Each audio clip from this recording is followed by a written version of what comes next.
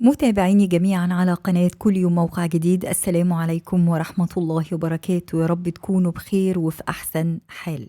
11 لابس بقالنا مدة كبيرة جدا ما بنتكلمش عن 11 لابس. كنت تناولته بشيء من التفصيل كتير عندي على القناة، والنهاردة جاية أركز داخل 11 لابس على الساوند إفكتس.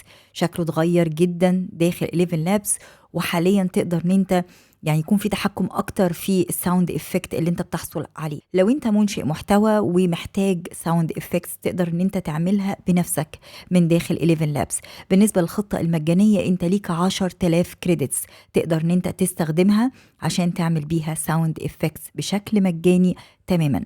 لو دخلنا على الرابط الموجود في الوصف اسفل الفيديو هتبتدي تخش على 11 لابس، ومن 11 لابس هنروح على الساوند افكتس. هتلاقي في بعض الساوند افكتس الجاهزة، ولكن علشان تحملها لازم تكون في الخطة المدفوعة. فاحنا النهاردة هنتعلم ازاي نعمل وصف للساوند افكت اللي احنا عايزينه ونحمله من خلال 11 لابس ونستفيد بال10,000 نقطة. لو انت لسه ما بتستخدمهمش ممكن تستفيد بيهم في هذه الجزئية. يلا بينا. اول نقطة وهي نقطة مهمة جدا، احنا عايزين نحط وصف للساوند افكت بتاعنا. عشان تجيب وصف دقيق للساوند افكت اللي انت عايزه هتعمل الاتي. اول حاجة هروح على شات جي بي تي، وطبعا في الخطة المجانية، وهتبتدي هنا تقول له اديني وصف لي الساوند افكت اللي انا عايزاه. هكتب كده باللغة العربية وهطلب منه يديني الساوند افكت ديسكريبشن، وصف باللغة الانجليزية. نفترض ان انت مثلا عايز ساوند افكت رياح عاتية مثلا بتجتاح مدينة من المدن، فهتقول له قم اعطائي امر نصي يصف رياح عاتية تجتاح المدينة، وادوس انتر. هيبتدي يديني الامر النصي بهذا الشكل. ممكن تاخد الوصف باللغة العربية او اللغة الانجليزية. ممكن قلت له قم بترجمة ما سبق الانجليزية فخدته. ممكن تاخده بالعربية مفيش اي مشكلة، بس انا بفضل يعني التعامل باللغة الانجليزية مع البرامج بشكل عام. هنا هبتدي اروح للساوند افكتس وابتدي احط الوصف بتاعي. هنا ده الوصف الخاص برياح عاتية. شفت احنا كنا كاتبين سطر واحد صغير اديني وصف للرياح عاتية تجتاح المدينة، هو عطاني زي ما احنا شايفين وصف للساوند افكت. هنا ده الجزء المتعلق باللوب ان هو يفضل شغال. انا هنا هبتدي احدد الديوريشن، الوقت مثلا هيكون عايزاه 8 ثواني بتاع الساوند افكت. وبالنسبه لي الجزء ده اللي هو البرومبت انفلونس انا عايزاه 50%، انا حاطاه على 50%. انت هتلاقيه 30%، انا هخليه على 50%. بحب دايما احط المؤشر على المنتصف. لاحظ هنا بيظهر عندك انت بتستهلك قد ايه في كل مره بتعمل ساوند افكت. وطبعا كل ما هتطول المده او الديوريشن هيبتدي ان هو ياخد من الكريدتس بتاعك.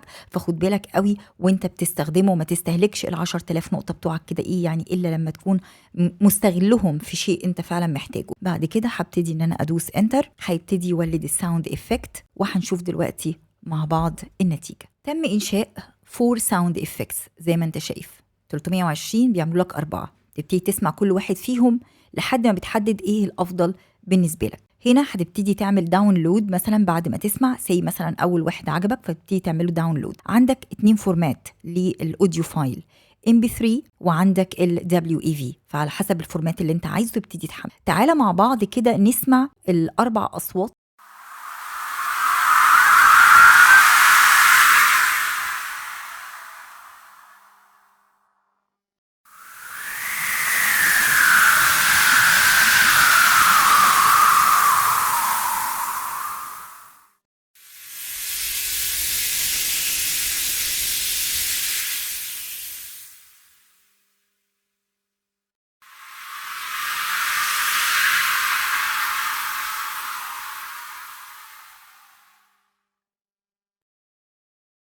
وهنا خد بالك الساوند افكت يعني عطاني انا سامعه كل الحاجات الموجوده في الامر. غبار يتصاعد، اشجار تنحني تحت قوه الريح، في صفير في مشهد درامي بيوحي بقوه رياح. واضح جدا من الساوند افكت ناقل لك كل هذه التفاصيل. تعال نشوف حاجه تانية. هنا انا طلبت منه ان هو يديني امر نصي لتاثير صوتي يعبر عن الغموض والرعب. اعطاني الامر النصي، والمره دي عطاهولي باللغه الانجليزيه بالرغم ان انا كنت عايزه اخده باللغه العربيه المره دي واجرب، لانه خلاص يعني الميموري الخاصه بشات جي بي تي دلوقتي بتتذكر انت دايما بتطلب الحاجه بايه.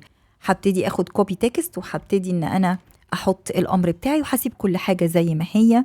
وهنا ده الوصف الخاص الصوت او التاثير الخاص بالرعب والغموض. يلا بينا نشوف مع بعض.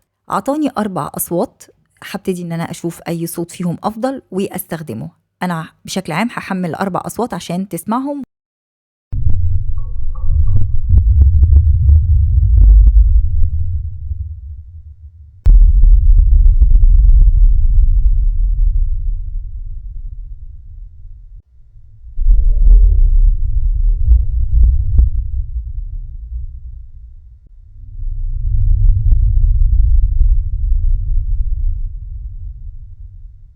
زي ما انتم شايفين بناء ساوند افكتس داخل 11 لابس ممتاز جدا، لان انت بتصمم الساوند افكت اللي انت عايزه وتقدر تستخدمه. مفيش بقى هيكون هنا في خوف من حقوق الملكيه، لان انت ما بتستخدمش ساوند افكت بتاع اي منصه اخرى، انت بتستخدم الساوند افكت اللي انت ولدته بنفسك بناء على الامر اللي انت خدته مثلا هنا في حالتنا من شات جي بي تي. واكتب اللي انت عايزه بقى وتخيل براحتك وجرب، وممكن تطلع ساوند افكتس كتيره جدا جدا. ولكن خد بالك انت ليك 10,000 كريدتس في الخطة المجانية، كل مرة 120 نقطة من 10,000، وكل ده بيعد ايه عليك، فحاول تستغلهم بشكل صحيح. وبكده نكون وصلنا لنهاية فيديو النهاردة. بنحاول ان احنا نقدم كل مفيد، اي حاجة بتقابلني بستفيد بيها بحاول ان انا اشاركها معاكم، فياريت ما تبخلوش علينا باللايك والشير والكومنت لو كنتم من متابعينا الاعزاء. ولو كنت بتشوفنا لاول مرة ما تنساش تعمل سبسكرايب للقناة وتفعل الجرس عشان يوصلك كل جديد. دمتم في رعاية الله، والسلام عليكم ورحمة الله وبركاته.